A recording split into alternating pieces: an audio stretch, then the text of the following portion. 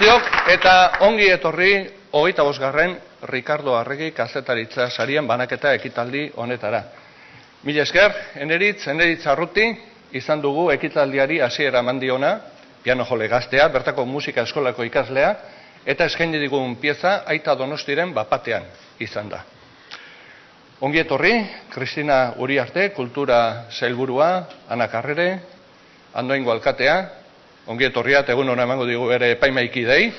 Hemen izan dugu epaimaiaren lehendakari, Ainara Rodríguez, bertako alkate orde eta euskera zinegotzia. Ailan debuten, ordenean joango naiz, ez adinaren arabera. Ailan debuten, Jose Rojas, Idur Eskizabel, Beatriz Zabalondo, eta idazkari lanetan aritu den Arantza Aguado, bertako udaleko euskera teknikaria. Gezurra badirudi ere, 25. ediziora iritsi gara. Batzuk bai, segurazki gogoan izango duzue, 89. urtean, hemen egitzen lehen ekitaldi ura, beste batzuk ez behiratu, zezuek jatzen jaten jaiota. Euskerazko kazetaritza bultzatzeko eta indartzen laguntzeko jaio zen sari hau. Eta Rikardo Arregi Andoaindarraren izena eman zitzaion. Meritu osoz. Izan ere, 27 urterekin hiltzen Rikardo Arregik usta oparoa utzi baitzigun atzean.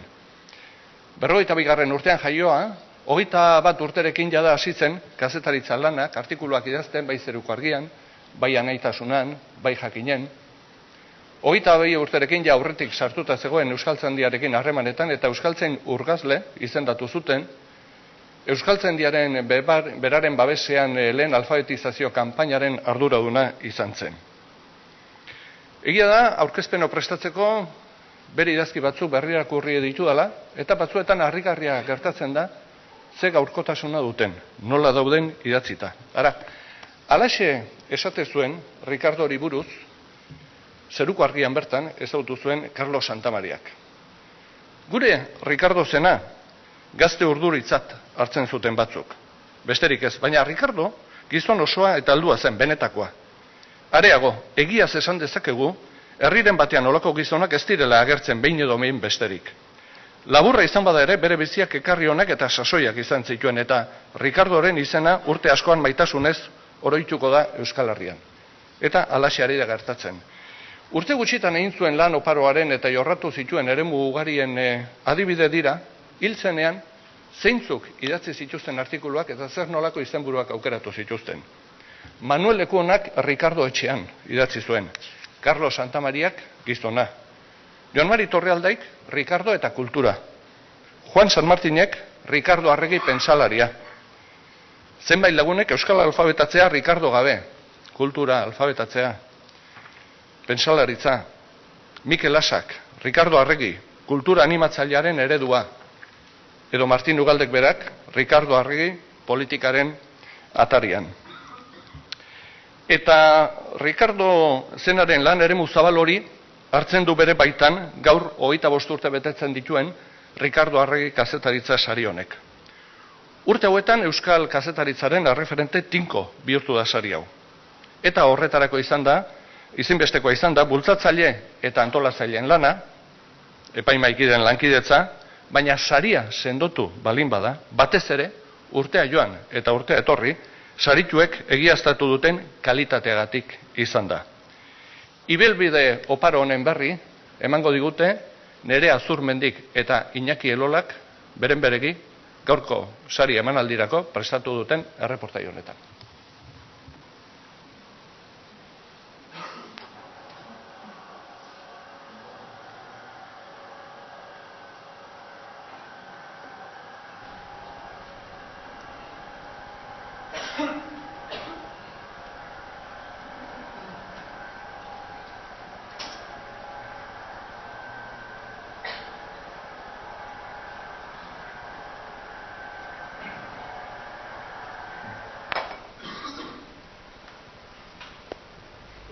Egunero gure zineak, gure periodikoak, hitz batean esateko, gure gizartea euskalduna izate iristen ezan bitartean, alperrikakoa da pentsatzea, gure hizkuntza zaharra eta gazguzki horiek, borondate on utz batez biziko dirala. Ez. Gure problemak behar bezala sendatu nahi baldin baditugu, eta gure bihotzako orduan behar bezala bizi nahi baldin badugu, argi eta garbi eman dezaiogun aurpegi gure problemari eta gure errealitateari. Eta gure errealitatea da, gaurko gure Euskal Herri hau ez dela euskalduna, ez bai dago euskaldunen mendean, ez bai dago euskaldunen eskuetan, eta alperrikakoa da gurasoi eskatzea, bere semei euskeraz erakustea. Borondate honez ez da salbatuko euskera, euskera salbatuko da Euskal Herriko zineak, Euskal Herriko legea, Euskal Herriko gizartea, euskaldunen eskuetan egoko da ordua.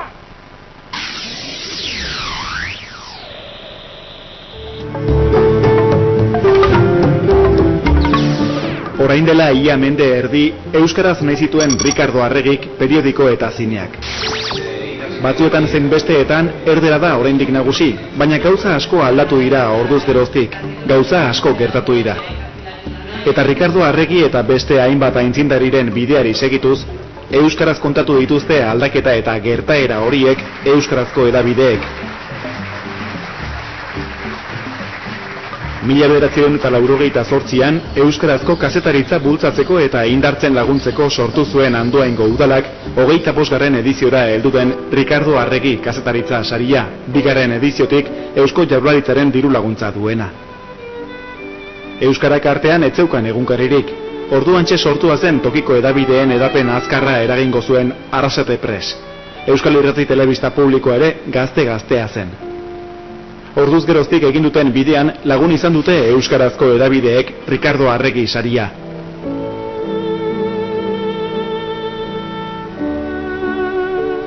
Mila 1969ko uztailaren 10ean 26 urte zituela auto-istripu batek Rikardo Arregiren abiada biziko ibilbidea eten izan ez balu, auskalo nolakoa eta norainokoa izango zen Andoaindar ekintzaile hark euskalgintzari egindako ekarpena. Nahikoa izan zituen ordea 6-7 urte euskalgintzan, kulturgintzan eta herrigintzan oso gutxik bezalako arrastoa uzteko. Idatzizko arrastoa, zeruko argian, jakinen eta anaitasunan utzi zuen batipat 1973tik aurrera, garaiko euskarazko kazetaritzaren erreferentzia nagusi eta ia bakarraietan. Kazetaritzan ere, hautsak arrotuz eta molde berriak proposatu. Hainbat lagun eta lankiderekin batera bere izena daraman sariak sendotu nahi duen euskarazko kazetaritza modernoaren oinarriak jarriz.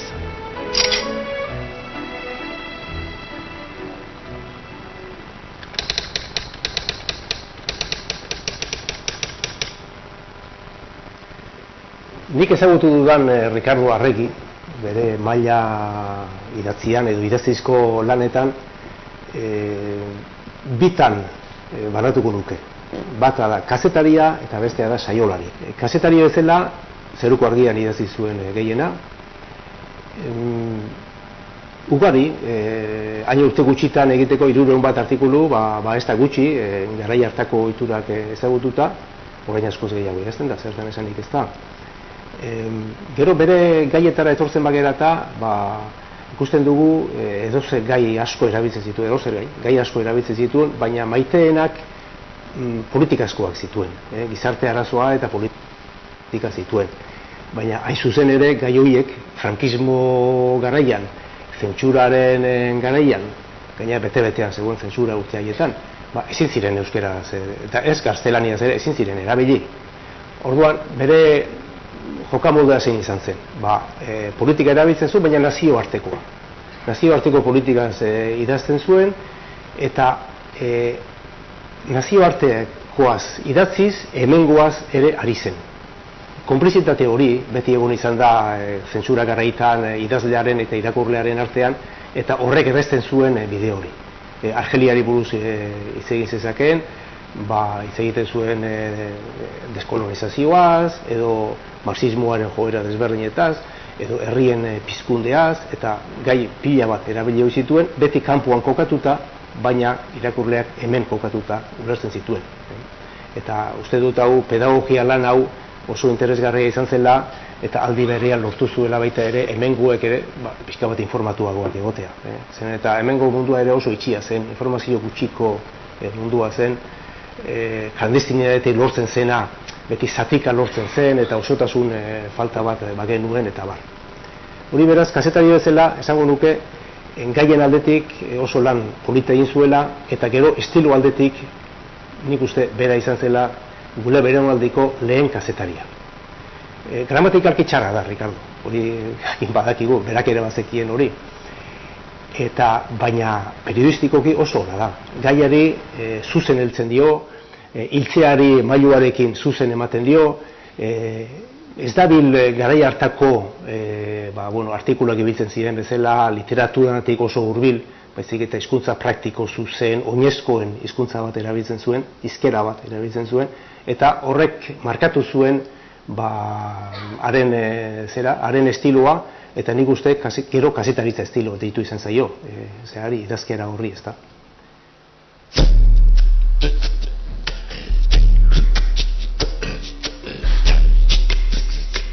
Lau ataletan banatu ziren sariak 1988tik 1989 lehen edizioan. 3 emango dira aurten. Ricardo Arregi kazetaritza saria, kazetari berria saria eta epaimahaiaren sari berezia. 25 urteren buruan maiz aldatu izan dira atalak euskarazko kazetaritzaren eta hedabideen bilakaera islatuz. Edizio gutxi batzuetan izan ezik, ohorezko aipamenek eta aitormen bereziek ere izan dute tokia sari banaketa ekitaldietan. Ricardo Arregi kazetaritza sariak sailkapen zaharkituak gainditu ditu, euskarri berrietara egokitu da eta bien bitartean, euskal kazetariek eta euskarazko hedabideek heldutasunaren bidean egin dituzten urratsen berri eman du urtez urte hutsik egin gabe. Eta urtero, uztaren alerik honenak hautatzearen ardura kontu handiz osatutako epaimahaiko kideek hartzen dute euren gain.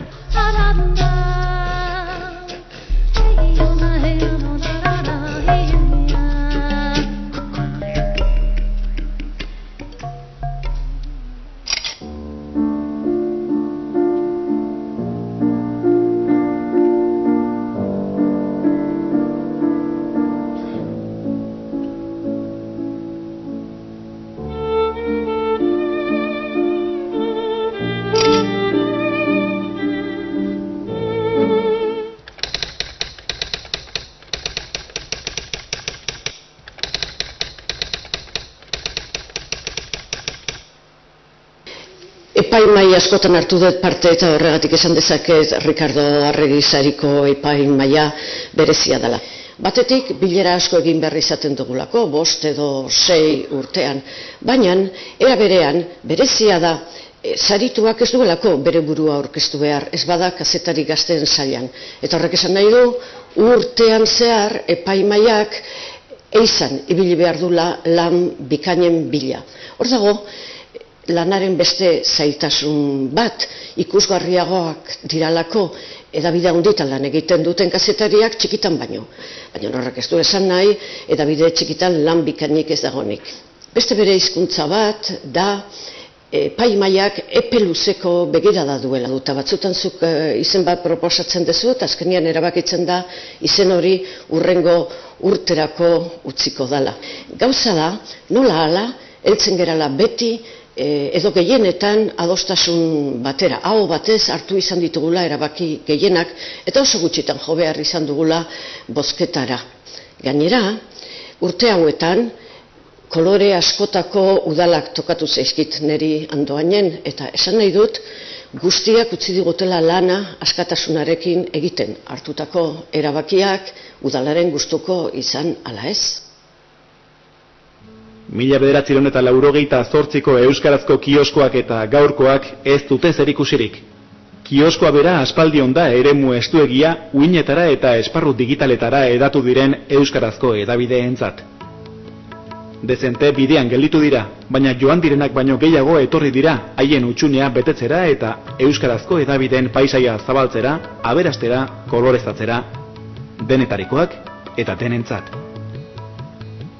Barnemuga gero eta lausoagoak dituen barrutian, paperezko mezulariak eta 150 karaktereko txioak, munduaren beste muturretik naiz ezkarazetik iristen zaizkigun ahots eta irudiak, azken ordua, atzen puntan, iragana ere eskura, urrutiko notiziak, gertuko bizipenak, denetarikoak eta denentzat. Sariok sortu zirenetik igaro diren 25 urteetan, hamarkadatakoa dirudien jauzia egin dute euskarazko hedabideek, publikoek zein herri ekimenetik sortuek. Baina urteurren hau ez da helmuga, abiapuntua baizik.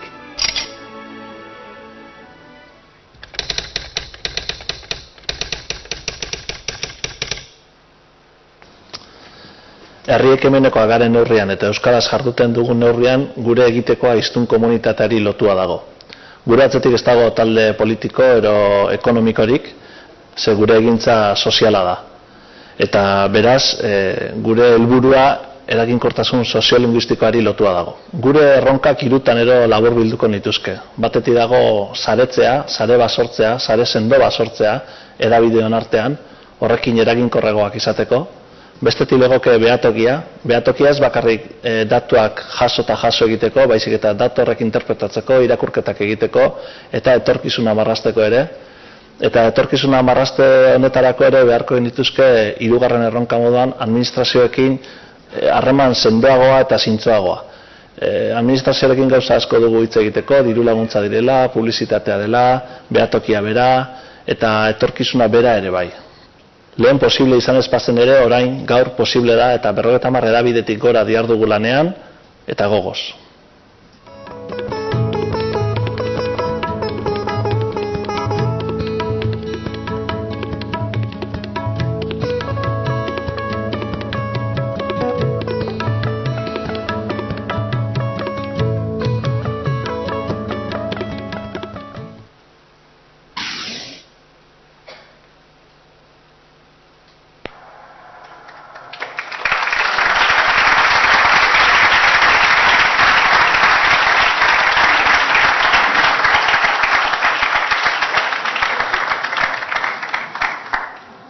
Ederra eta interesgarria nere Azurmendik eta Iñaki Elolak prestatu duten dokumental hau, Ricardo Arregiri buruzko informazioa jaso dugu, epaimahaiaren barroko trikimailuen berri ere izan dugu, ez da ohikoa izaten horrelako dokumentaletan, eta prentsaren inguruko erronkak aipatu zaizkigu.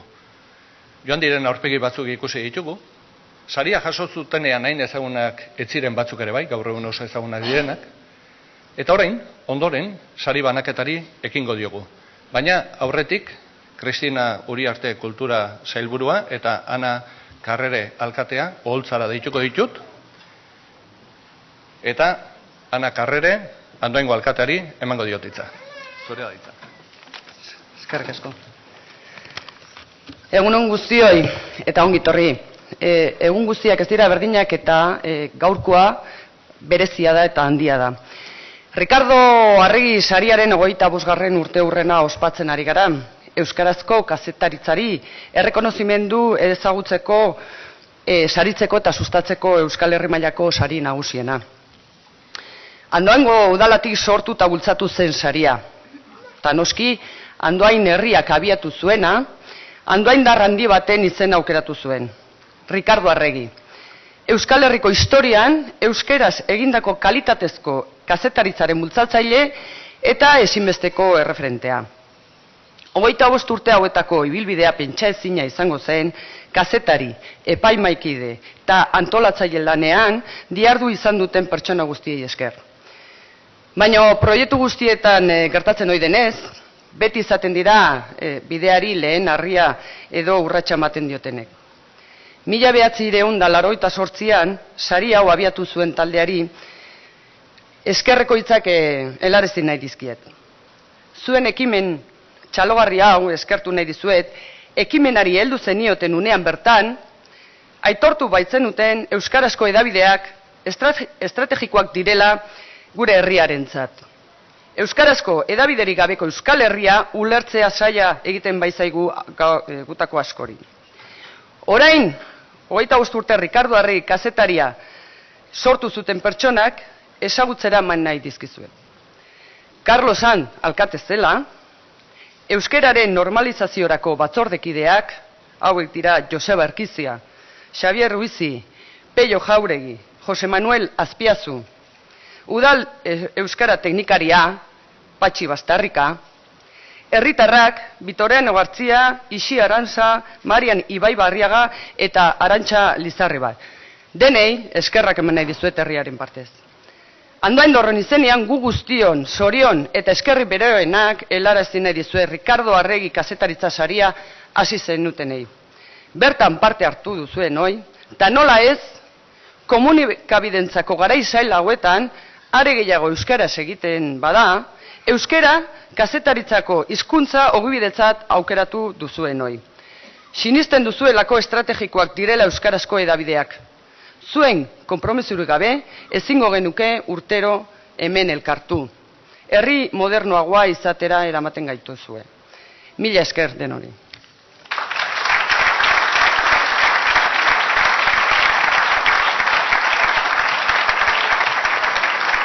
Mila esker, Ana. Ibon Sarasolak honela deskribatzen du Rikardo Arregiren estiloa. Kazetaritzan oso estilo bizia zuen, eta hor bere ekarpena handia izan zen. Hainbat jende jarri zuen astero herriak eta gizonak irakurtzen. Zentsura mariatzeko abila zen, den ere Joan Mari Torrealdaik aipatu digu. Nazioarteko artikuluak beti gure egoerara aplikatuak irakurri behar ziren, eta hor trebezia bazuen hainbat gauza kontatzeko kontatu ez palitu bezala.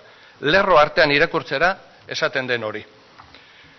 Andoaingo udalak banatu zuen lehen ohorezko aipamena, argitaratu ziren lehenengo euskarazko aldizkaria eman ziren. Bitxia da nun argitaratu ziren? Kalifornian argitaratu bai ziren. Eta gaina faksimil batzuk atera zituen. Eskualdun gazeta eta eskualerria. Merezi du irakurtzea benetan gauza harrigarria eta deigarriak daudelako. Rikardo Arregik, handik 75, 80 urtera, artikuluak idatzi zituen gutxi gorabehera formato berdintxoa zeukan zeruko argian. Nola idazten zuen? Ikus dezagun, nolakoa zen estilo hori. Etxean behira, genituen aldizkari zar batzuk, eta bada artikulu bat, polita, Kanadako frantzesak eta Isabel Bigarrena, zatitxo bat irakoriko dut. Kanada guztian inglesak dira gehien, eta frantzesak gutxien. Hortaz, frantzesak indar gutxiago dute inglesak baino. Inglesa aurrera dijoa, frantzesa atzera. Dirua gehien inglesen eskuetan dago, eta gainera, gobernu federalak, Kanada guztiko gobernuak, ez dizkio ia bat ere txampon ikusten Quebeceko gobernuari. Eta Quebecek industria zabaltzeko, irakaskuntza hobetzeko eta bar, diru hoiek behar. Hoiek danak direlata, azkenengo urte hauetan, Kanadako frantzesak abertzale batzuentzat eta separatista beteentzat bihurtzen hasi dira. Esaten dutenez, Quebec zeharo independentziduna izan behar duela eta ez daukala inglesak gehien diran gobernu baten mendean egon behar. Askatasun hori iristeko bi partidu dira indar gehien dutenak. Partidu batek askatasun hori legearen barruan, biolentziarik gabe bakarrik lortu ditekela esaten du. Besteak berriz, biolentziaren bitartez bakarrik. Danadala, Isabel Bigarrena, inglesen erreginak Quebecera datorrela jakin dutenean, izugarrizko insultua bezala hartu dute, eta prest daude edozein gauza egiteko erreginari Quebecetik gogoramen txarrak usteko. Gezurra badirudi ere, artikulu 1964 urtean idatzita dago. Guk gogoramen txarrak ez. Gogoramen onak utzi dizkiguten, bi medio saritu nahi ditugu aurtengo sari berezi honetan, esango dut, ohorezko aipamen berezi honetan. Ez bat, baizik eta bi. Eta ohorezko aipamen hauek nortzuk irabazi dituzten, argituko digu oraintxe bertan, epaimaikide Idurre Eskizabelek. Zure da hitza, Idurre.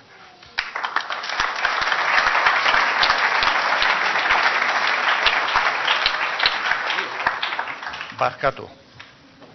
Zertan batzuetan gidoia buruz ikasi nahi eta nahastea. Ez. Borratu hau, Hau borratu, kamaretatik eta bar, saria banatuko dutenak, Ainara Rodríguez, betako alkate orde eta euskara batzorde burua, eta Arantza Aguado bertako euskara teknikaria izango da. Bueno, horrelakoa gertatzen dira.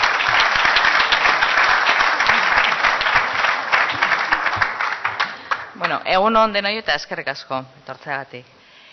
Rikardo Arregi kazetaritza sariak 25 urte betetzen ditu 2013 honetan, eta gogo honez hartu dugu ospakizun hau. Batetik, 25 urteotan aukera izan baitugu euskaraz egindako kazetaritza lan bikainak saritzeko. Bestetik, urtez urte horrelako lanak ugariagoa direlako, eta epaimaien lana zailagoa.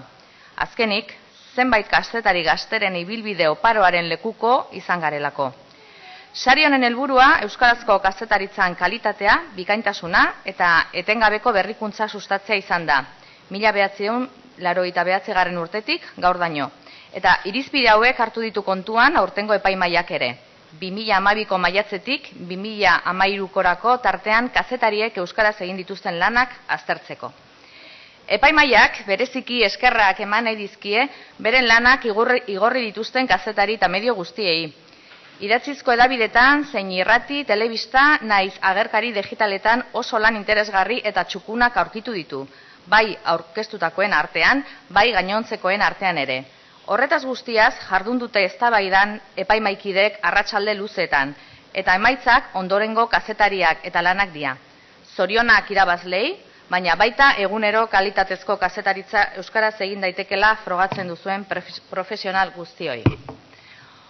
Beno, Rikardo Arregi kazetaritza sariaren 25. urteurrena ospatzen ari garen honetan, sariaren epaimaiak beren urteurrenetan dauden 2 edabideri nahi die ohorezko aipamena egin. Euskal Herria Irratiak mende laurdenez diardu Iruñerriko uinak euskaraz hornitzen. Jakin badakigu zeinen baldintza gogorretan egin duten aurrera lankideok, eta oztopo eta eragozpen guztiei aurre eginik irrati duin eta eredugarria eskaini dute sortu zenetik. Programazio zabala ez ezik, kalitate handikoa eskaintzen du. Tokiko irratia eta hurbila izateagatik ikuspegi zabalekoa, bertan goxo egotetik urruti dabilena, bizia, askotarikoa eta ausarta. Gainera, garaian garaiko euskarrietara egokitzeko alegina egin dute. Uinetan ez ezik, internet bidez ere edatzen dute beren ekoizpena. Eta horri esker, Nafarroatik kanpoko euskaldun askok jarraitzen dugu Iruñerriko gertakarien berri. Epaimai honen iritziz, Euskal Herria Irratiko 25 urteko alegina aipagarria izateaz gain, Euskal Hedabideen sisteman egin duen ekarpena ere goraipatzekoa da guztiz. Era berean, egunkaria proiektutik jaiotako berria egitasmoak ere 10 urte bete berri ditu aurreko astean. Sariaren 15. edizioan, Euskaldunon egunkariak ohorezko aipamena jaso zuen historian zehar euskara hutsean kaleratu ziren egunkariekin batera, eguna eta egunerorekin batera. Eta oraingoan, epaimaiak ohorezko aipamen hori bera berria kazetari egitea erabaki du. Aipamen honen arrazoi nagusiak honako hauek izan dira. Batetik, egunez egun euskararen normalizazioan egiten duen ahalegin sendoa, Euskaldunon babes eta onarpenarekin. Eta bestetik, euskal kazetaritzaren erreferenteak saritzea bada kontua, ezin erreferenteagorik aurkitu, epaimai honen ustean.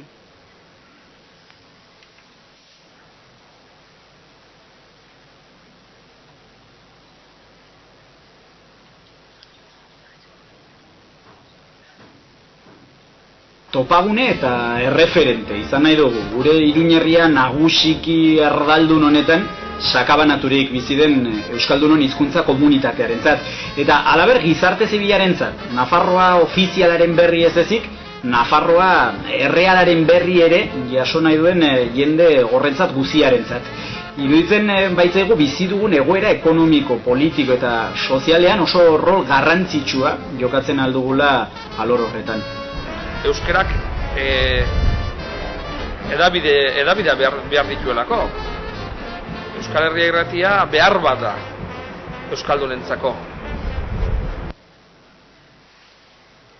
Ohorezko lehen aipamena jasotzera betoz beraz, Euskal Herria Irratiaren izenean Mikel Bujanda zuzendaria eta Amaia Lasa partaidea. Zatozte biak.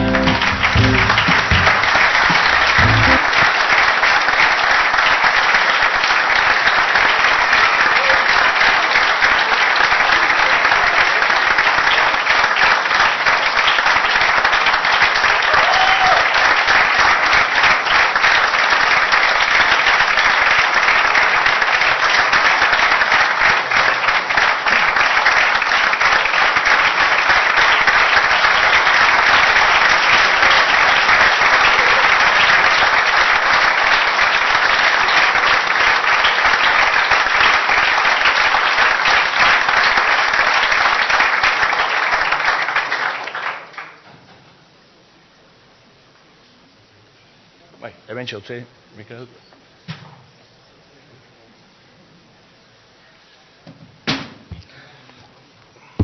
Kaixo eta mil esker, eskerron haundi bana, hemen zaudete guztioi, saria ematea erabaki duzuenei. Eta pentsatu nahi dugu, sari hau egiten digutenagatik baino gehiago dela, egiten dugunagatik, eskaintzen dugun zerbitzuagatik, baina hori ere arrokeria litzake. eta behaz hartuko dugu sari hau bestelako mezu batean egin dezagun hobeto, egin dezagun gehiago. Akuilu bezala edo asto zarari, azukre koskorra ematen zaio moduan, ematen zitzaion moduan. Eta egin zer, egiten ari garena, edo bintza saiatzen ari garena, Iruñerriko euskal jendeari komunikazio zerbitzu bat eskaini, egunez egun, alden modu funtzionalenean, eta aldi berean, interesatzen zegu, komeni zegu, Iruñerrian ere, euskara izan dadin, hizkuntza erabilia, indartsua, eta horretan ere konprometitu eta gaude. 25 urte joan dira, bete, ez dakit bete ditugun, joan zaizkigu bai 25 urte, eta oraindik ere aprobetako fasean gaude. Martxan jarri ginenean, asmoa bai genuen, handik gutxira geure egoera legala izatea, beste edozein edoka modukoa, eta behaz hortik aritzia, baina hoi iritsi aurretik martxan jarri eta hortxe zeitzen dugu provisionalidadean. Noizbait iritsiko denean, segurtasun juridikoa, emititzeko eskubidaren aitormena, eta hortxe zeituko dugu. Beaz, Euskal Herri Irratian lan talde profesional txiki eta konprometitua, kolaboratzaileen sare zabal eta leiala, eta gero laguntzaileak ere, esku zabal asko dira zarete, eta guztion aurrera jotzen dugun, eta Iruñeko Euskal Herri Irratiak bere egiazko funtzioa, bere funtzioa betetzea lortzen duen, horren beste urtean, gutxienik. Amaia Lasa etorri da nerekin, Andoindarra izanik bera, gure lan taldean oso aspalditik, ia 25 urte, hortxe, izanen du berak ere gure artean ari dela, eguneroko lan horretan, da Andoindarra izanik, uste dut, detalle polita izan duzuela, hemen Andoindarrek saria berari ere ematerakoan. Mil esker.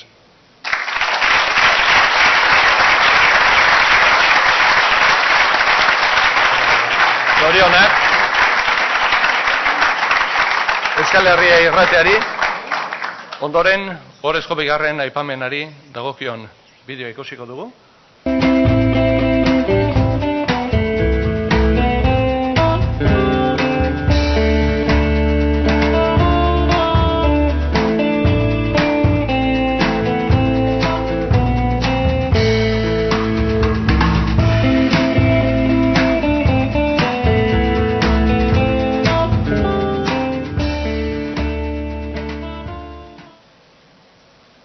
Eta aipamena jasotzera etorriko zaigun, Martxelo Otamendi Berria egunkariaren zuzendaria.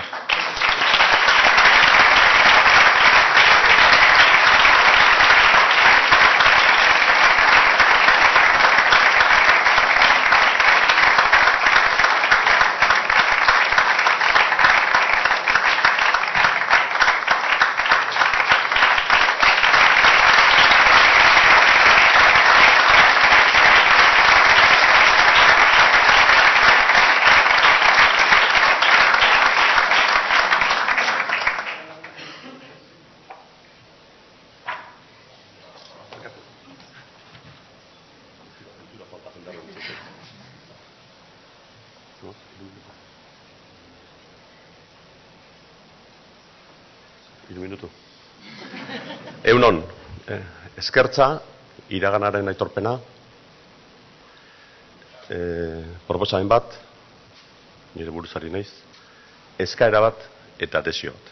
Eskertza, eskerrik asko handengo udalari Euskarazko kazetaritzaren gailur hau antolatzen dulako urtero. Eskerrik asko epaimahaiari gurizaria emateatik, eskerrik asko egunkariaren bortxazko itxiraren ondoren eta ondorioz egunkaria sortu zuten langilei, sortzen lagundu zen eguten herritarrei, ia 5 milioi euro eman zen eguten. Eskerrik asko 10 urte hauetan gurekin lan induten guztiei, gure gana hurbildu zaretenak kioskora edo arpietzara edo publiziteta jarriz, erakunde publikoetatik diru laguntza emanez, eskerrak bihotz-bihotzez posible induzuen guztioi zuen laguntzai gabe, bereziki langilean egin gabe, baino egunkaria komunitatea ditzen ari garen hori gabe ezinezkoa zateken gaur egunkaria eitea. iraganen revisio. Andoainen gaude, Andoainen netak Lope de la Calle hiltzuen. Nik uste dut, iraganari horren beste bueltan bartzaien hortan, edo iragana horren beste bizitatu hortan, komunikabeidek revisatu bordu lagure iragana. Zerrein dugun da zer ez dugun egin. Eta erutzait, Ricardo Arregi sari benaketan Andoainen leku egokia dela itortzeko, niri daukidanez, Lope de la Calleen eriotzaren eta atentatuaren garai hartan igual profesionalegei jokatu nuela, hau gaza personal bada, jokatu nuela eta ez nintzela gehiegi hurbildu, ez ginela hurbildu tragedia ura jasatuen zuteni. Beraz, ustute egokia dela gogoratzen Andoainen, ura gertatu zela eta ez nuela zuzen jokatu horretan.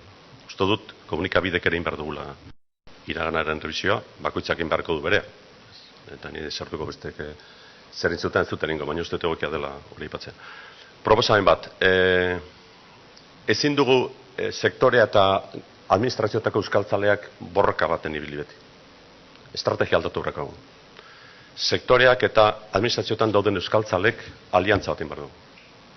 Administrazio horretan, esaten diren gauzak gero, diru launtzak eta iristen direan kartatzeko. Ezin du izan sektorea eta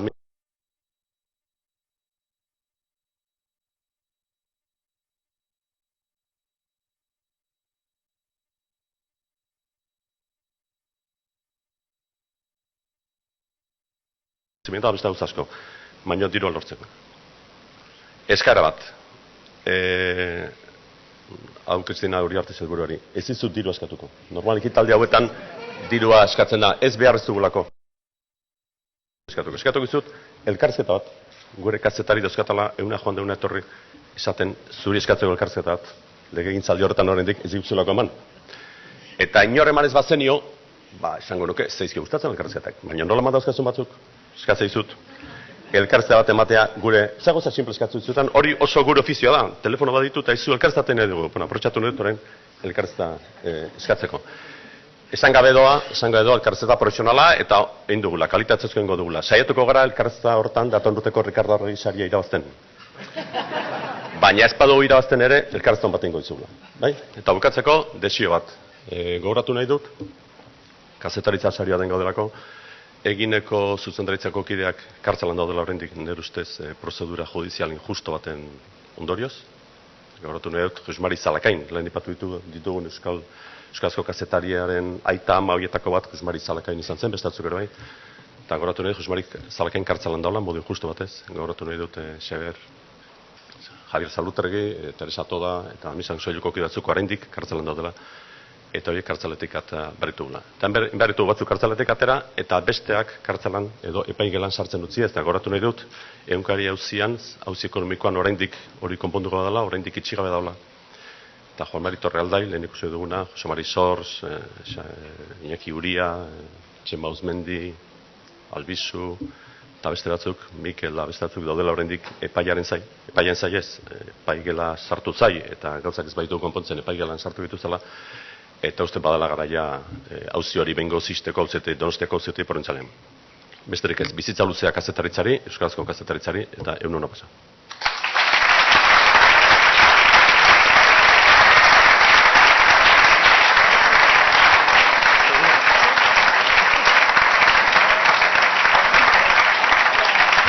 Eskerrik asko eta zorionak Euskal Herria irratiari eta berriari. Ricardo Arregi sarietako lehen aipamen berezia 2004 urtekoa da, eta Euskal Telebistako postdata saioak jaso zuen. Hurrengo urteetan honako hauek jaso dute aipamena. Elhuyar aldizkariko erraustegiak zutan dosierra, 2005an, Euskadi Irratiko kostaldeko trenak, 2009an, Imanol Murua idazleak Loiolako egiak liburuagatik 2010an, Erle aldizkariak 11an, eta Sautrela saioak 2012an.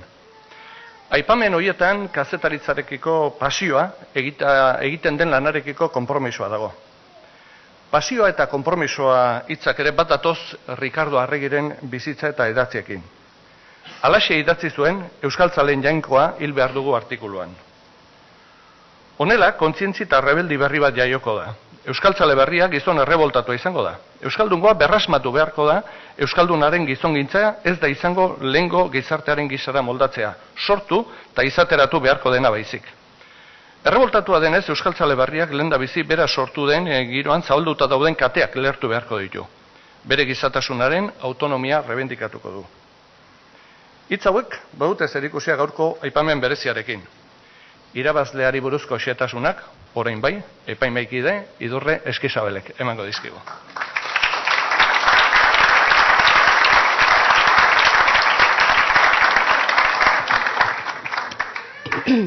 Egunon. Informatzeko eginkizunarekin konpromiso sendoa erakutsi du, bere burua arriskuan jartzeraino. 2013ko apirilean, Donostiako askegunetik kazetari gazte honek Euskal Gizarteari informazioa helarazteko egindako lantzeaz eta zuzena goraipatu nahi du epaimaiak. Bertatik bertara kontatuta, minutuz minutuko jarraipena eginda, eta hainbat euskarri baliatuz iritsi baitzen irakurle eta ikusentzulengana. Eta informazioa bildu eta zabaltzeko abagune estulatzetan egin ere. Agintari, instituzio eta era guztietako eragileen prentsa bulegoen informazio uholdearen menpe, kazetarien jarduna hain otzanduta ageri den garai hauetan, erredazioko epelean goxo, informazioa bere lekukotasunetik ikuspegi propioarekin, kritiko eta zorrotz, lantzeko aleginari eutsi dio. Agintarien kontrol saioari aurre eginez. Eta lanbideak beinola izan zuen egiteko ohoragarria inoiz baino beharrezkoagoa dela gogorarazi digu.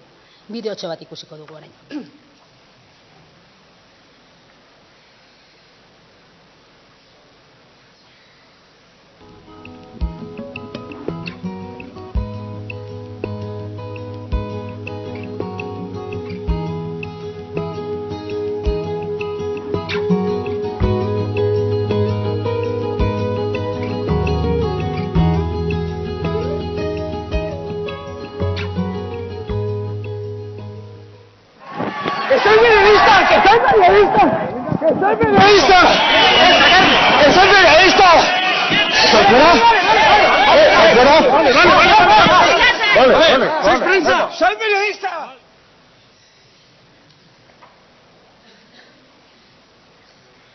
Beraz, honengatik denagatik, epaimai honek, aipamen berezia egin dio Lander Arbelaitz kazetariari, Donostiako askegunearen inguruan egindako lana eta erakutsitako jarreragatik. Beraz, igo dadila.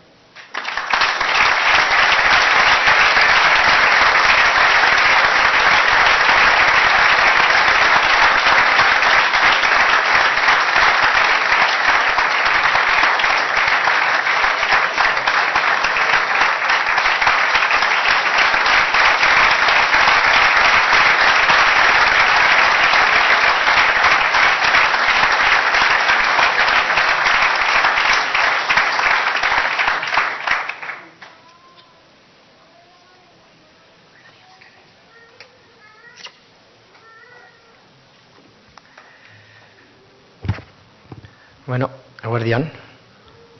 Eskerrik asko, epaimaiari eta Andoaingo udalari, sari honengatik.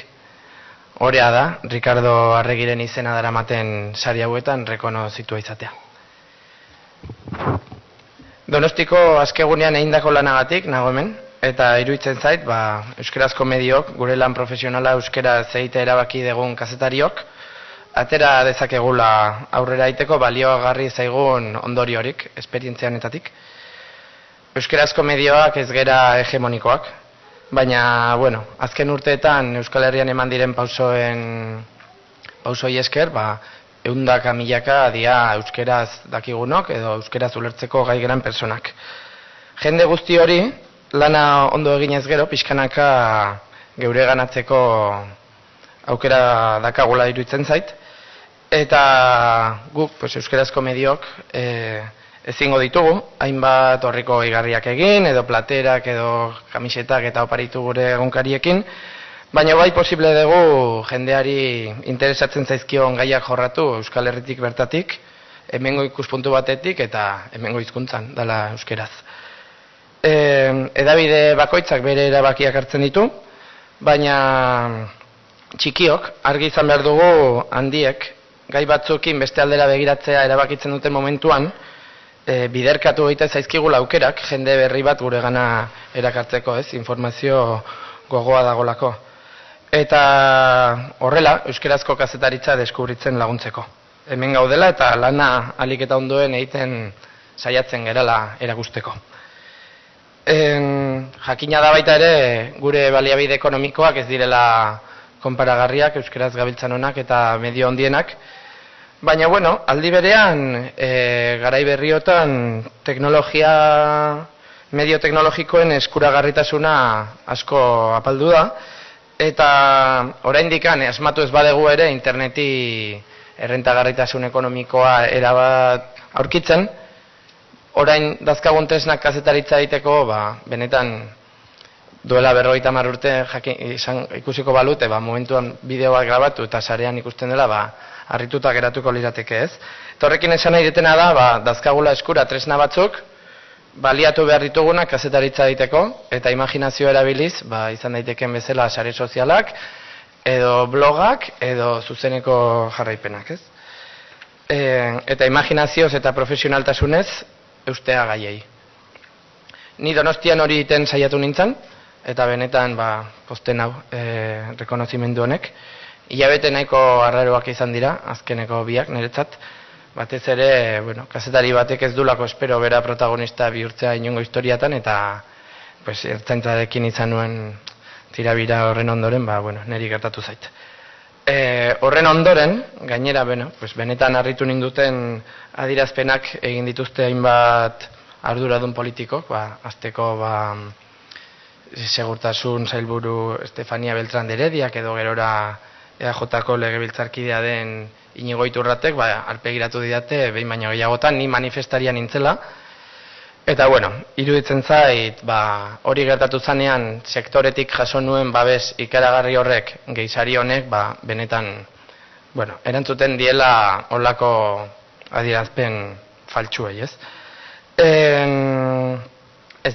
Benetan, ez sinisteko moduko, hitzak iruditzen zaizkidalako.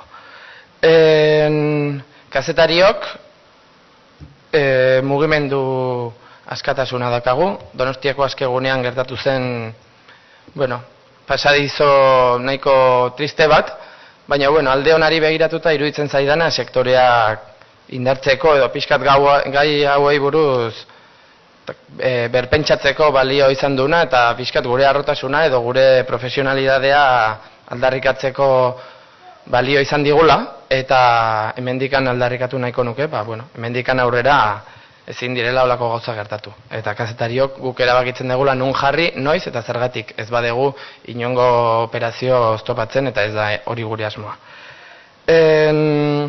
Guk Donostian kontatu genunan gertatu zena, beraz funtzio sozial bat bete genuen, eta iruditzeza eta aurrerantzean ere hori dela euskerazko mediook etorkizunera bidea egiten jarraitu behar badegu, bete behar degun funtzioa dudari gabe, funtzio soziala. Guk argian garbi dugu, aurrera egiteko gogor lan egiteko prest gaudela, kazetaritzan puntan egoteko asmoa eta erabaki hartuta daukagu, eta sinisten dugu kalidadezko euskerazko kazetaritzan. Gainontzeko hizkuntzetan egiten den kazetaritzaren mailakoa edo hobea egin nahi dugu, eta iruditzen zaigu euskal irakurle entzule edo ikusentzuleok merezi dugula. Eta horrengatik, guzti horrengatikan, sari hau dedikatu edo eskaini nahiko nioke argiako lantalde osoari. Iruditzen zaidalako, guztion artean egindako bide baten puntu bat izan dela, eta beraz denona dela saria. Eta bide batez, baliatu nahiko nuke aipamen berezi bat iteko, azken 12 urtetan argiako zuzendaria izan den, eta hor zuen artean dagoen, eta irailetikan aurrera lekukoa pasako duen Xabier Letonari. Bera izan da, edo zuzendari izan da ni argian sartu nahi zenetik, eta nik uste dut zaila dela niretzat behintzat, aukera gehiago edo izatea leku batean ideiak proposatu eta egin, edo nazioartera bidaiatu, Hego Afrikara, Ipar Irlandara, Eskoziara, hori 20 piko urteko kazetari bati ez dela egunero gertatzen diren aukerak izaten, eta horrengatik esker bereziak eman nahi dizkiot Xabierri, konfiantza horrengatik. Eta aldi berean, hemen egote guzti horren, ibilbide guzti horren ondorioa dela, ni hemen orain egotea. Eta aldi berean, animoak bidali nahi dizkiot Estitxo Izagirreri, irailetik aurrera zuzendaria izango dalako. Ez zait iruditzen animo askori beharko dunik, ze oso indartsu ikusten dugu denok. Eta ziur gaude aurrera egingo degula, eta eskerrik asko denei.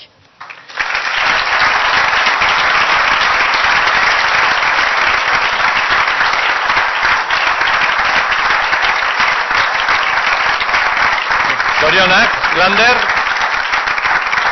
ohorezko saria eta aipamen bereziak eman ondoren, beste artista gazte baten musikaz gozatzeko aukera izango dugu. Berau ere, Andoaingo musika eskolako ikaslea da, gitarra jolea da bera, joko digun pieza Fernando Sor kompositoraren estudio izango da. Zuekin, Alejandro Mercado. Txalo.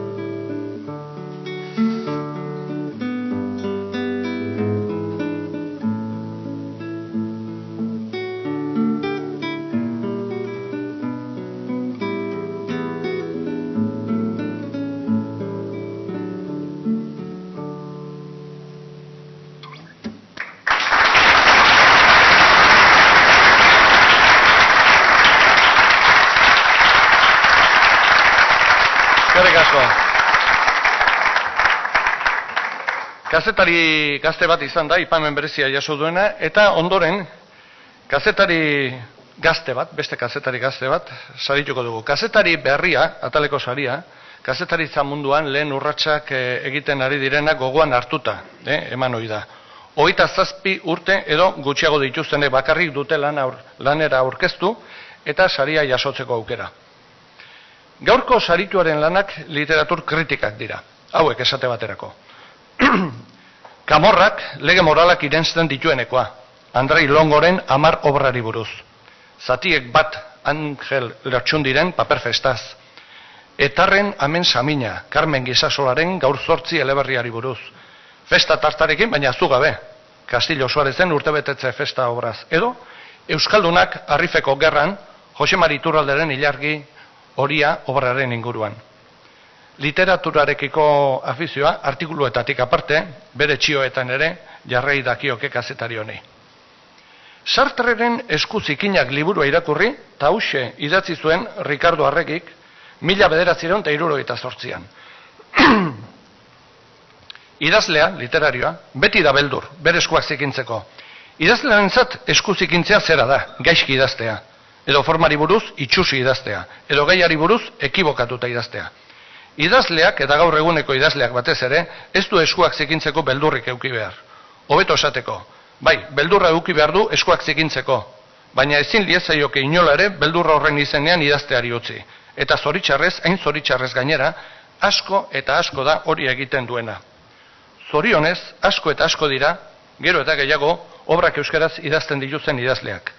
Gaurko kazetari berria sariaren irabazlea lekuko. Eta nor den Jose Rojas epaimaikideak argituko digu. Ez bera gaztea delako, epaimaikidea delako baizik. Torri, Jose.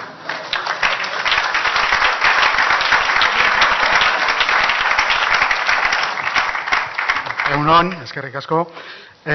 Urte osoko lan sorta sendoa eta anitza aurkeztu digu epaimaikide hori. Ondo idatzia, argi eta zehatz. Egiazko testu analiziak eginez, idazleen obrak ezagutzen dituela frogatu du. Bistan da, jakintza handia duela, baina ez dio irakurleari jaulkitzen. Errespetua erakusten du, bai kritikagaiarekiko, zein irakurlearekiko. Testu inguruak, aipuak eta konparazioak oso ondo azaltzen ditu, bere burua irakurlaren gainetik jarri gabe. Nobelagile zein olerkarien ganako erakusten duen empatia azpimarratzekoa da. Letra ederrak eta idazleak zinez gustukoak dituela sentiarazten dio irakurleari. Gainera, literatur genero oro aztertzen du, jatorrizkoa naiz itzulpena izan. Azkenez, bere kritikak zinez arrazoitzen ditu. Iritzi mailan dabilela argi uzten du beti. Merituak eta demerituak ere jartzen ditu mahai gainean, beti ere argi utzirik esaten duena ez dela egia borobil eta bakarra. Bideo bat ikusuko jarraian.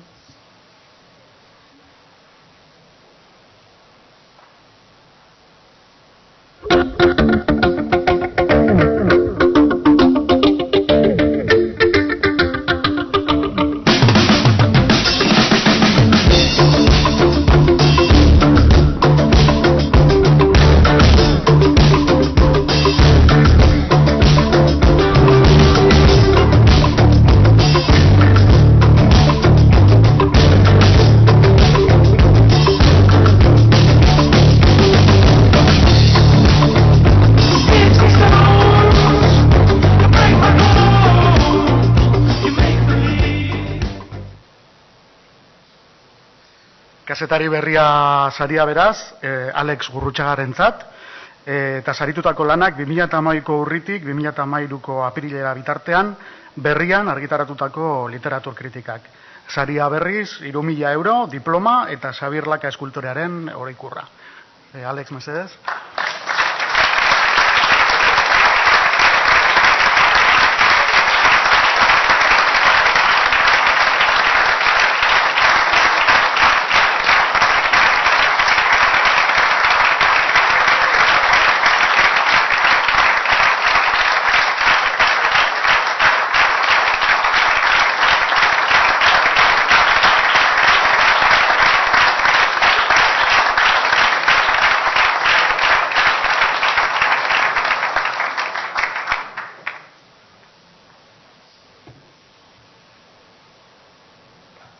Nik eneukan ezer esateko asmorik, eta orduan luzatzen banaiz astakeriren bat esango duan ez, orduan labur hobeto. Lehenbizi, eskerrak hemen zaudetan, sailburuari, Akate Handiareari, epaimaikideei eta gainerakoei, eta laburra izateko, eskaintza bat, eta eskaera bat.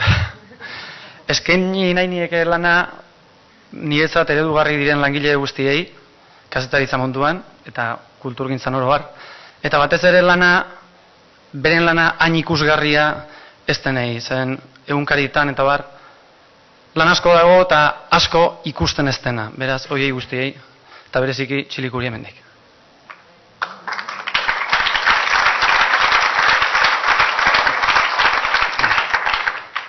Eta eskaera, eta aprobetxatuaz politika arduradunak badaudela gainera, baina nire ere oso humila da, baina ez reflexioa bakarrik. Politikariek izango dutelako eurak herrigintzan ari direla, eta herria babesten, eta politikari guztiek izango dute gainera, eta ondo egiten dute, ze hartan ari dira.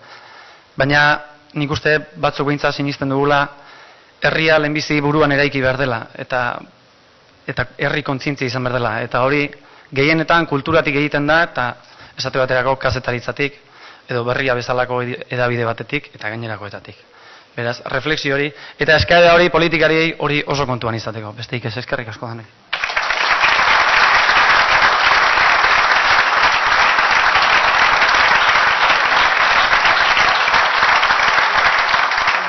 Eta ondoren epaimaiaren sari berezia. Aurten saria, herri aldizkari bateko kazetari batek jasoko du. Elgoibarko Barren aldizkariko kazetaria da bera. Interneten pixat arakatzen ibili naiz, eta ikusi dut, kazetaritza lanekin batera, hainbat ardura hartzea ere egokitu zaiola urteotan. Artikuluak idatze ditu noski, ekitaldiak aurkeztu ditu, argazkiak atera ditu, hizkuntza arduraduna izan da. Herri prentsako, kazetari polivalentea eta multidisciplinarra, inondik ere. Norrote da saritua, hori Beatriz Zabalondo argituko digu.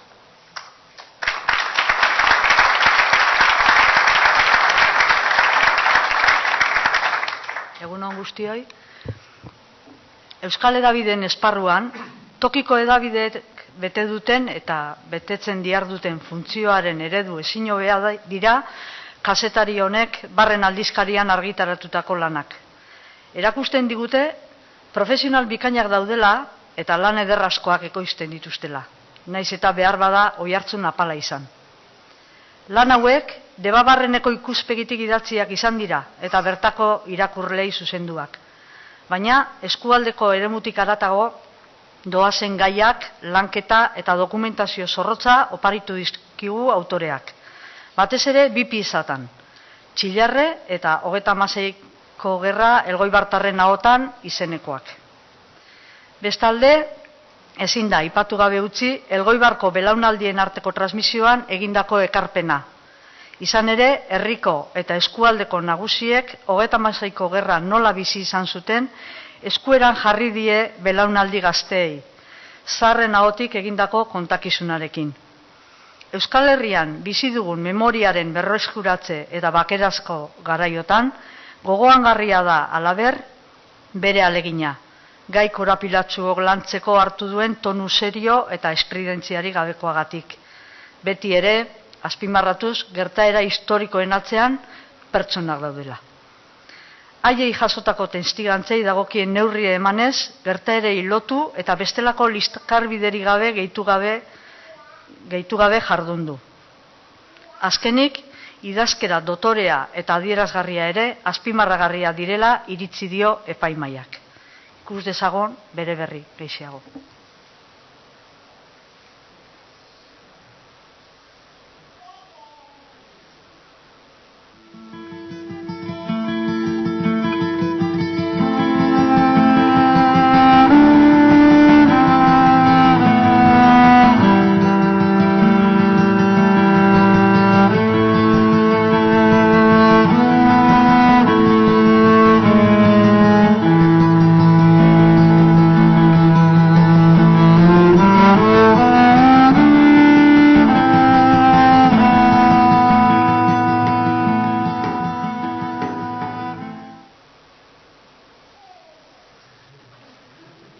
Holaxe beraz, sariduna Ainara Argoitia dugu.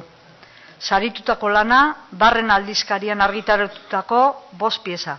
Txillarre, Otegi, 36ko gerra Elgoibartarren ahotan eta Asisko Urmeneta lanak. Saria 4.000 euro eta diploma. Zatoz mesedez.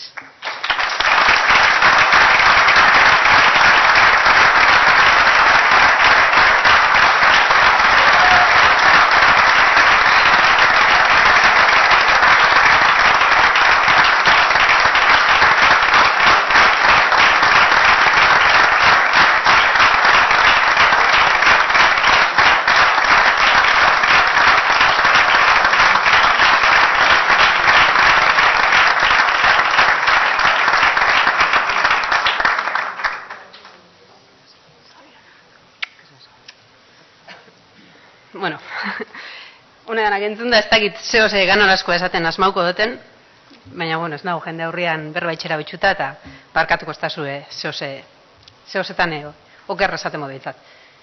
Bueno, lehenengo eta behin eskerrek asko manain etzake Andoaingo udalari eta epaimaikuei, jakina, beti be estimagarria da eta beti be darra da norberan lana baloratzen dela ikustia, eta are gehiago nik uste bentsat herriko komunikabide txiki baten indako lanak dianean, aipatzen dianak. Orduan, eskerrek asko zuei. Niretzako, zesanik ez, bueno, hau sekulakoa da, sekulako poz hartu dut, itzelesko horia da, hemen egotia gaur, eta hemen egotia, eta gaur saridun dianekin hau konpartitzea, ez? Niretzako danak, bueno, atzeti datosenak ere bakidazlako zeintzu diazen, itzela da. Zesamean eban bestetik, bueno, ore handi bat dala hemen egotia, eta ore handi bat izan dela, oain arte lankide izan dituten danekin jardutia, eta horra etxik nahi nituzke aitxatu, ezta? Lehenengo eta behin gaur lankide ditutenak, hemen dare batzuk, Elgoibarko Izarrako langileak, bereziki Barreneko lantaldia aitxatu nahi nuke, egunero onduan ditutelako, aitxatu nahi nituzke baitxa Ibarko Euskara Elkarteko eta Kitxo Euskara Elkarteko lagunak, antxe eman itxun lehenengo pausuak antxe hasi nintzen kazetari lanetan edo, eta oin arteko ibilixan beti euki ditut onduan, nik beti izan detzet koldo mendau, eta berak badaki, amak beste abestu nabela, nik hori bentsat hori betian sentitu dut, eta hormestez takitxora, bakizu, zukeruan. Eta azkenik, eta hau bai argi izan nahi neukela, eskerrik asko egunkarian eta berrian lankide izan dituten danei, beti izan dut eta ezagutzen abenek badakixe, nik kazetaritzaz dakidan gitxi askua hemen kasinaban andoainen, gaur epaimaian daudenen gandik hasitza, honen onduan, honen gandik, eta horremestez eskerrik asko. Batzuk hemen badare, baina ez daudenei, hementikan zuen eskula batzote aiei aiatzia. Eskerrik asko eta segi, amarnaka kontatzen. Eta bukatzeko, sorionak ere eman nahi nituzke, dardara honek lagatzen bazta bintzat, sorionak hemen gaur holtzara igo dianei eta etorreko dianei, benetan itzel posten naiz, zeintzuk dian gaur sariuna jakinda, eta ondoren usten eratzetik datozela, eta bereziki haien sarixak posten hau, eskerrik asko eta sorionak.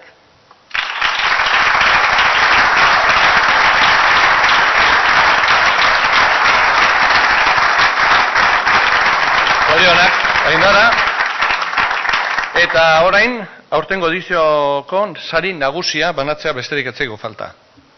Ez dira asko, kirol kazetaritzarekin lotuta eman diren sariak. Esango nuke, eta zuzenduko diazue, oker baliman abil, baina kirolarekin lotura zuzena izanik, sari hau jaso duen kazetari bakarra Xabier Usabiaga izan dela urte hauetan guztietan. Deno dakizuen bezala, badira kirol batzuk bakarka jokatzen direnak, eta badira beste batzuk taldeka jokatzen direnak. Gaur, saria jasoko duena, ez da kazetari bat izango, kazetari talde bat baizik. Jakin dezagun beraz, zein taldeta sari garen. Eta zalantza, bat ere kiroltzale itxurarik ez duen, Ailande Butinek. Argituko digo. Zatoz, Ailande.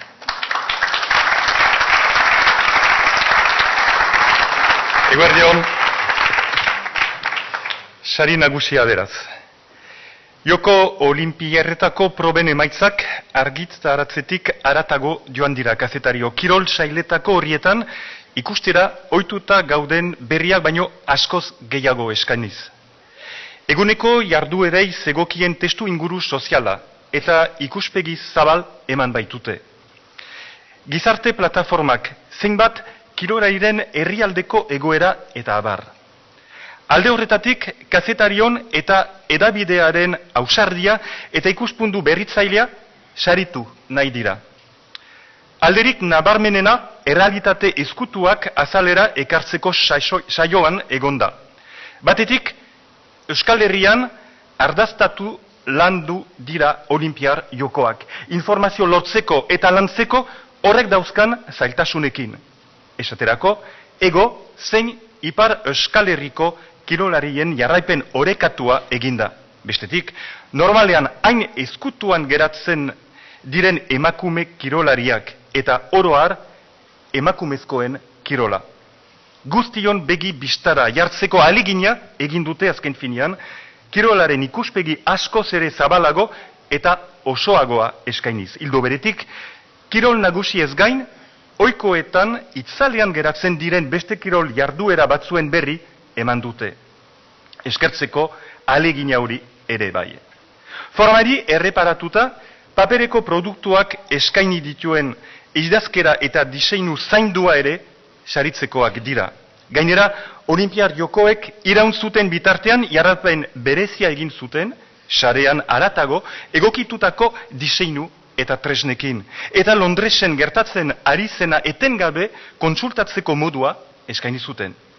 Ikus entzunezko euskarrietan isla izan zezan ere egin zuten ahalegina eguneroko zuzenekoaren bidez. Eta hori ere kondutan hartu dugu.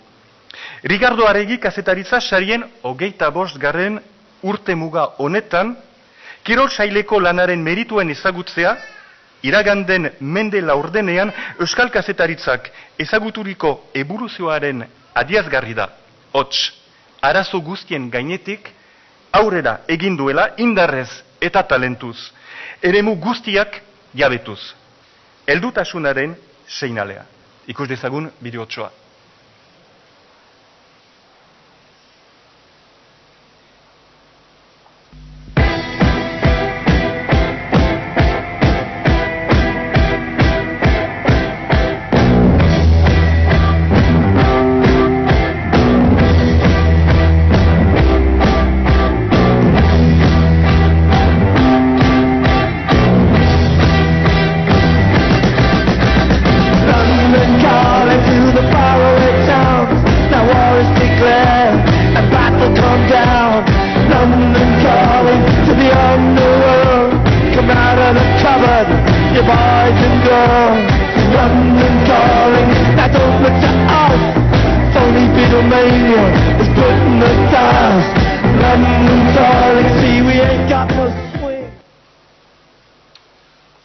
Horra beraz, kikik egen duenez, ez naizela kirolari ona, baina gaur maratoi bat egitea tokatu zait. Sariduna ez, saridunak, begia egunkariko kirol sailai eta interneteko edizioko arduradunak. Lara Madina Beitia, Gorka Erostarbe, Aiande Arnaiz Julen Etxeberria, Andoni Urbistondo, Unai Zubeldia, Edurne Elizondo, Enekotz Telleria eta Imanol Magro. Saritutako lana 2012ko Olimpiar Jokoei egindako jarraipena. Saria 9.000 euro diploma eta Xabier Laka eskultorearen oroi ikurra. Saria jasoko dute Lara Madina Beitia, Aiande Arnaiz eta Imanol Magro. Eta Ricardo Arregiren familiaren izenean, Joseba Arregi igoko da eszenatokirat sari nagusiaren emaiteko. Mil esker.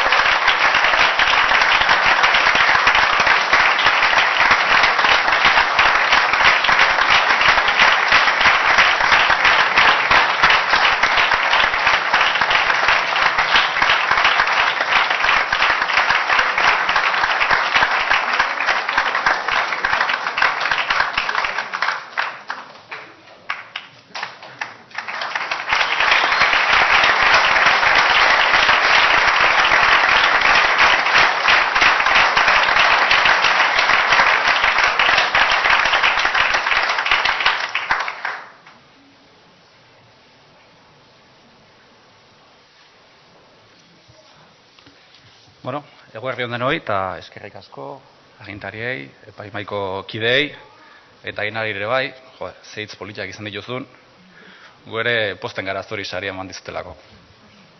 Gehiagiz luzatzen saiatuko naiz, baina segurazki ez du lortuko. Sari hau Euskarazko kirol kazetaritzari eginiriko aitortza bada. Kikek esan duen bezala, tankera honetako sariketetan ez da oso ohikoa kirol kazetaritza lanak hautatzea. Eta kazetaritza mundu ustez jasoan, kirol kazetaritzak ez du harrera honik izaten. Lanbidearen bizio eta ohitura etxar guztiak egokitzen dizkigute. Zabarkeria, horikeria, tarte gehiago hartzen duela, jarduten garenok askotan entzun izan ditugu alakoak. Nik pertsonalki entzun izan dut kirola kazetaritzaren azpi genero badela, eta ez dela kazetaritza serioa. Bada, 2012ko Olimpia Jokoetako lana aurkeztuz, kirol kazetaritzaren duintasuna aldarrikatu nahi izan dugu. Euskarazko kirol kazetaritza duina. Askok, ohitura txarrak ikusten dituzten toki horretan guk abanguardia bat ikusten dugulako.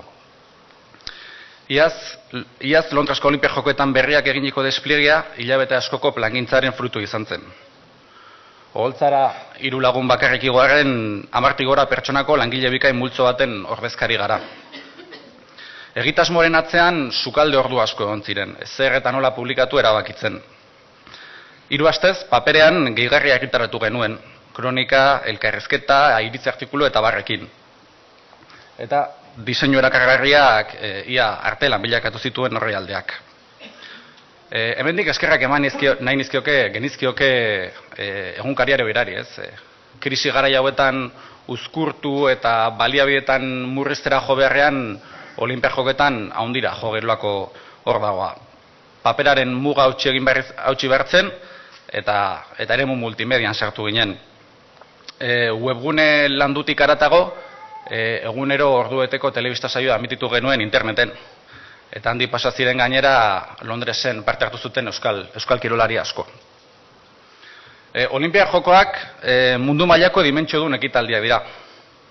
Eta apostu estrategikoak izan dira bai Euskaldunon egunkarian lehenbizi eta berrian gero.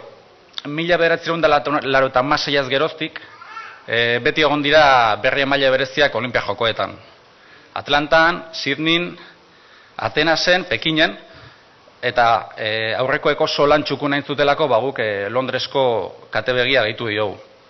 Azken finean jokoei euskal ikuspegia ematea zelako, eta euskal parte hartzaileen testigantzak eta gazigozoak lehen eskutik, eta handik Londrestik hartu ahal izatea. Eta noski mundu mailako izarren balentiekin eta markekin uztartzea. Maialen Txorraut eta Usain Bolt azal berean kokatu genitun, edo Michael Phelps eta Maider Ronda. Hone iritsita, Ricardo Arregi sariketako antolatzailei ere esker ona adierazi nahi nieke.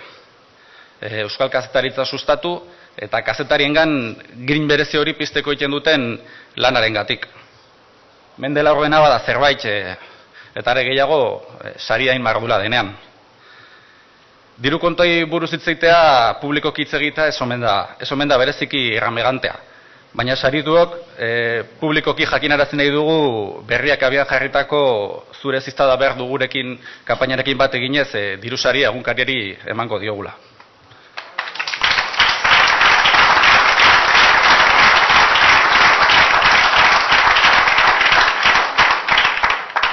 Ospatzeko afari legea egingo dugu. Eta gainera kilokazetariok nahiko bizizale eta tripazaku ospea daukagu. Baina, uste dut, zehoze behintzat sobratuko dela. Berria komunitateari elkartasuna eta babesa eskatu zaion honetan, gu ezin gara gutxiago izan. Eta horregatik hartu dugu erabaki hori. 5.000 berria lagundi gora aurretik egin duten bezala. 3 urte barru Olimpia Jokoa Rio de Janeiro izango dira. Eta gure laguntza, ez da gaizki etorriko 2006an, gutxienez, iazkoa enainako lan egin ahal izateko. Gu behintzat, prest gaude. Eskerrik asko.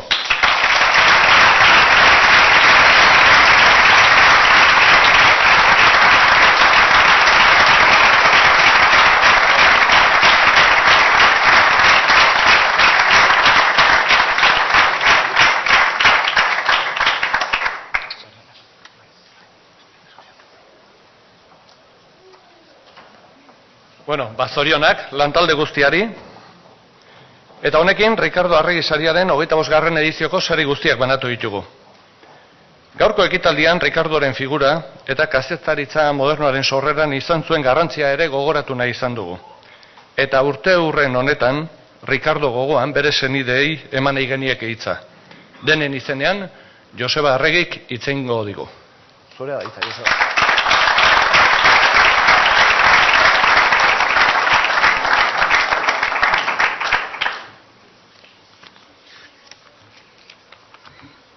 Eskerrik asko Kike Launa, alkate anderea, sailburu anderea, hizkuntz politikarako sailburu orde jaun andereak. Egun gutxi barru, dela 54 urte Mendaroko bide bazterrean heriotzak harrapatu zuen, oraindik 27 betetzear zituen Ricardo.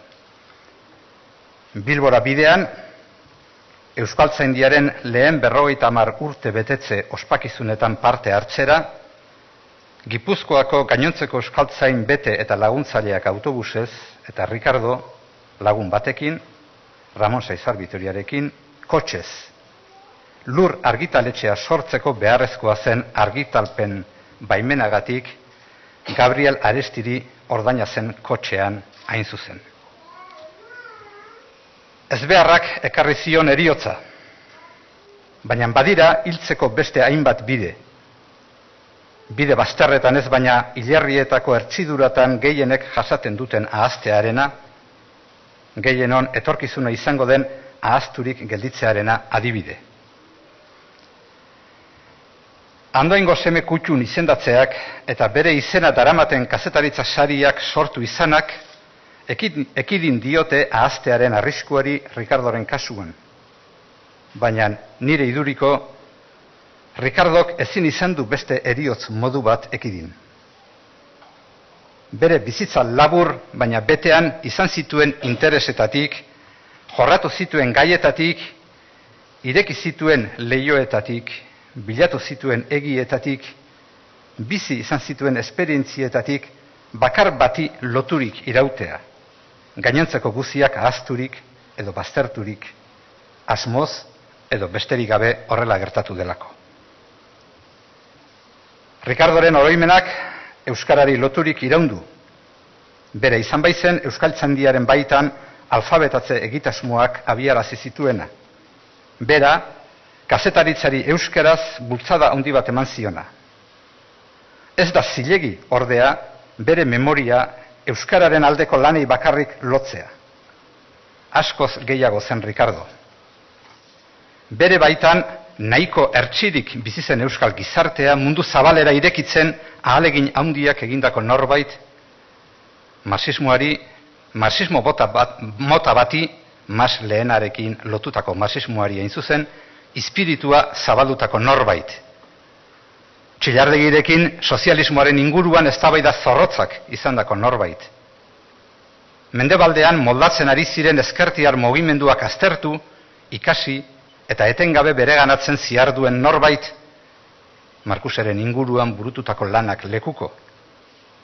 Euskal kulturak bizi zuen tradizioarekiko eta tradizio hau sagaratzen zuen jainkoarekiko menpekotasunetik askatzeko ahaleginak egin zituen norbait, euskal kultura eta gizartea modernitatearekin lotzeko asmo bizia bere egin zuen norbait. Esan beharrik ez, Ricardo ez zela bakarra.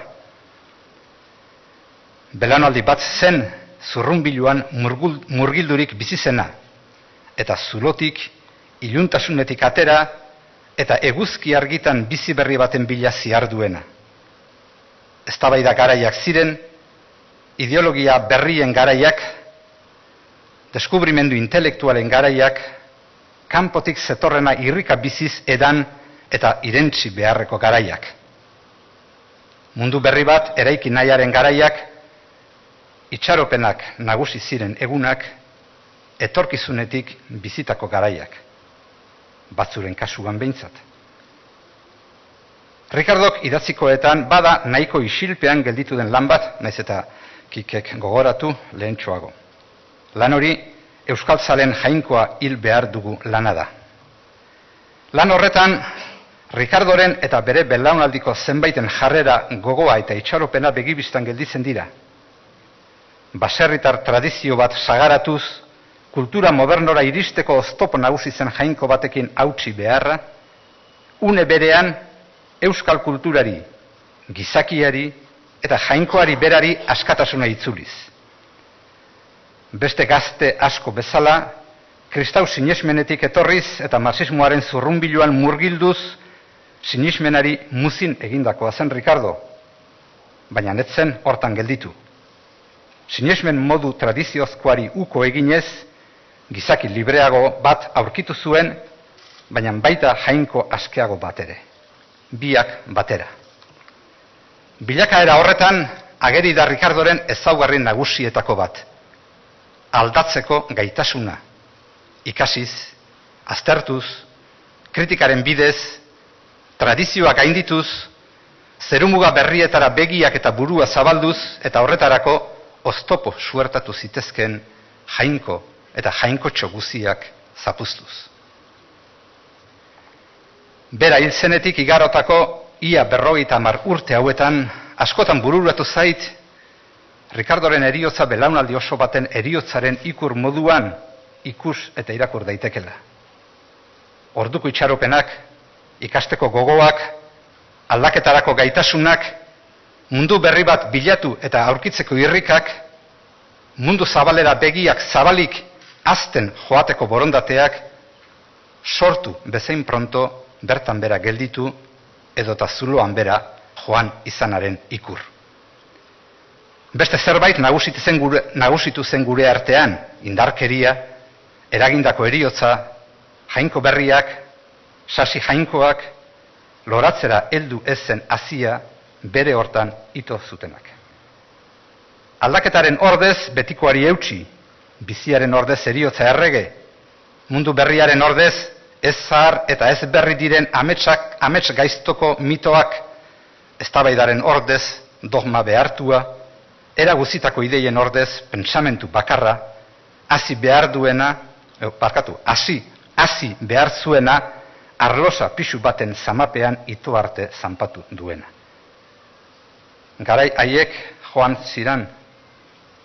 Orduztik ona, gertatu dena ez zen gertatu zitekeen bakarra. Beste aukerak eskura izan genituen. Indarkeriaren dogmak deuseztu ditu beste aukera guziak eta orduko itxaropenak suntsitu. Orain, oroimenaren, memoriaren borrokan murgildurik omen gabiltza. Agian, Ricardorenak ziren ideia nagusi batzuk gogora ekarri beharko genituzke, etorkizunik nahi badugu. Eta etorkizun gaiden benetako oroimena landu nahi badugu.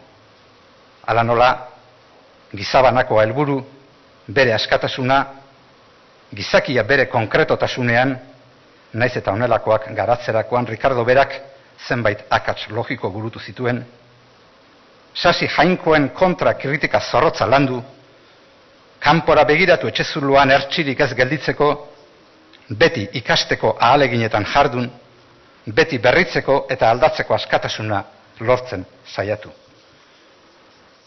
Hori baita bizitza.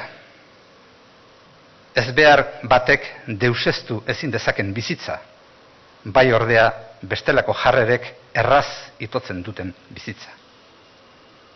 Joanak joan, orain dela 25 urte, alkate zen Carlos Sanz jaunari, Ricardo Arregi kazetaritza sariak sortzeko lana eskuartean izan zuen Xabier Uitzi zinegotzi jaunari, eta hilabete batzuk beranduago, Andoaingo seme kutxun izendatzeko lanak bere bizkar hartu zituen Jose Barkizia zinegotzi jaunari, eta euskara teknikari zen Patxi Bastarrika jaunari, eta bere lekukoa jaso zuen Jon Unanue euskara teknikariari, gure hildako gurasoen izenean, Ricardo beraren izenean, eta bizigaren Begoña, Mikel eta Neronen izenean, gure eskarrik bihozkorrena. Mila esker.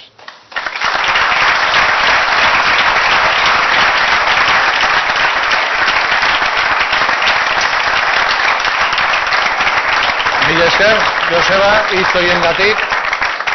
Eta orain ekitaldiko azken hitzak kultura sailburu Kristina Uriartek esango dizkigu. Jende asko behiratu dizu, orain arte, orain da, hitz egiteko zuen txanda.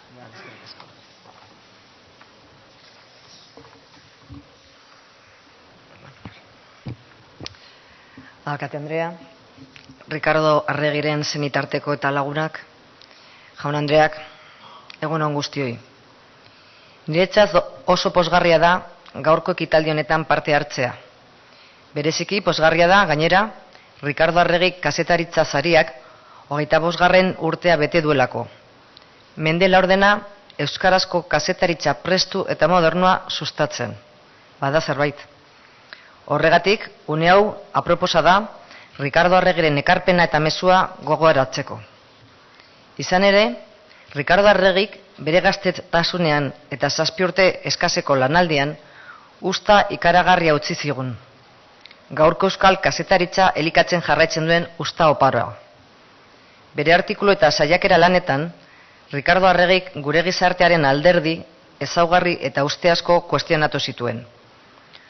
Lozorroan ikusten zituen euskal kultura eta gizartea.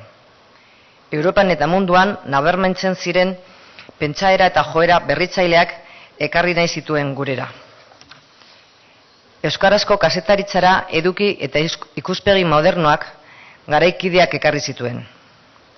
Sasoi edo belaunaldi bakoitzean aintzindari bakan batzuek izan ohi duten aparteko zena erakutsi zuen. Ikuspen edo bizio aurreratu bat. Adibidez, etorkin uholdeak euskal gizartean integratu beharra aldarrikatu zuen indar berdinaz hil alabizikotzat jo zuen euskal gizartea euskaraz alfabetatu beharra eta hildo berean euskaldundu beharra. Gaur ere bizi-bizirik dauden ideiak, ezta?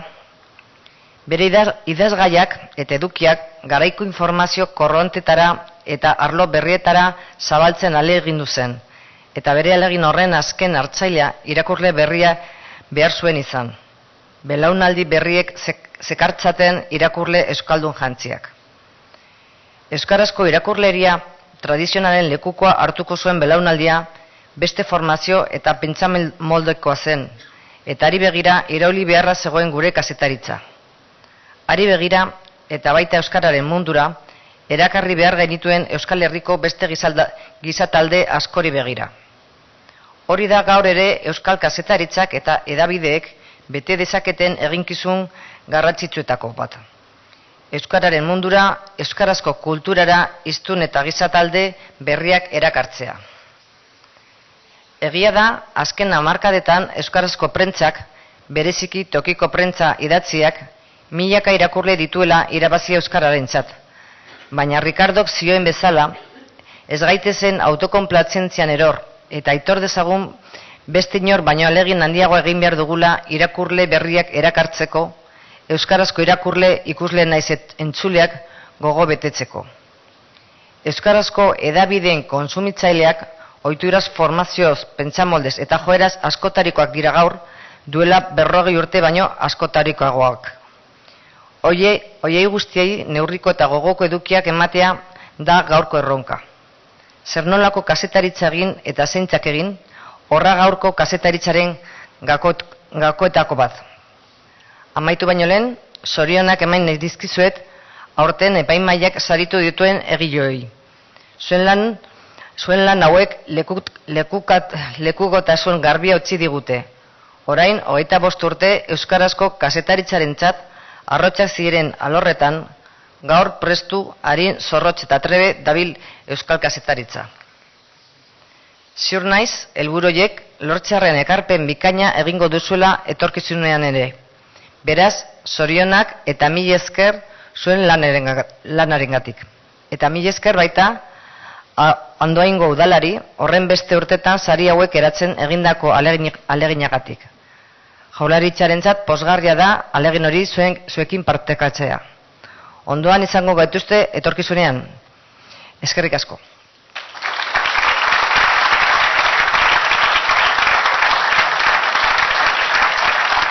Eskerrik asko, Uriarte Sailburu Andrea, eta ekitaldiari amaiera emateko beste musika piezatxo bat entzungo dugu. Andoaingo musika eskolako 2 ikaslek eskainia. Beraiek Leire Etxeberria, esku soinuarekin, eta Claudia Alduntzin, klarinetearekin dira. Interpretatuko duten pieza Jan Tiersenen La Val de Vieux izango da.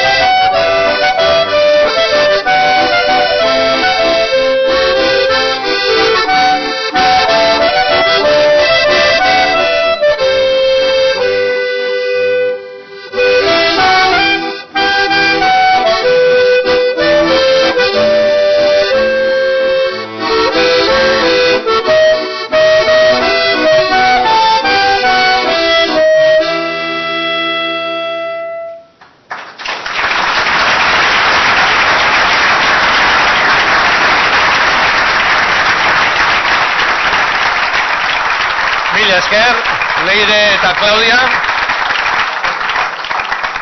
Eta orain bai, orain amaitutzat emango dugu Ricardo Arregi sarien 25. edizio hau. 25. Helduen urtean 26. izango da. Eskerrik eman, gaur gurekin izan zareten agintari, epaimaikide, kazetari, euskaltzale, herritar guztioi, Ricardoren senitartekoi ere, eskerrik berezienak, eta orain kazetari asko dago, berritxo asko ikusten dut, hitzeiteko gogoz ikusten zaituztet, horretarako aukera izango dugu, laizter moko txiki bat janez. Mila esker, uda ona izan, eta helduden urtean berriro hemen izango gara, kazetaritza lan berezi eta kalitatezak. Sari zen.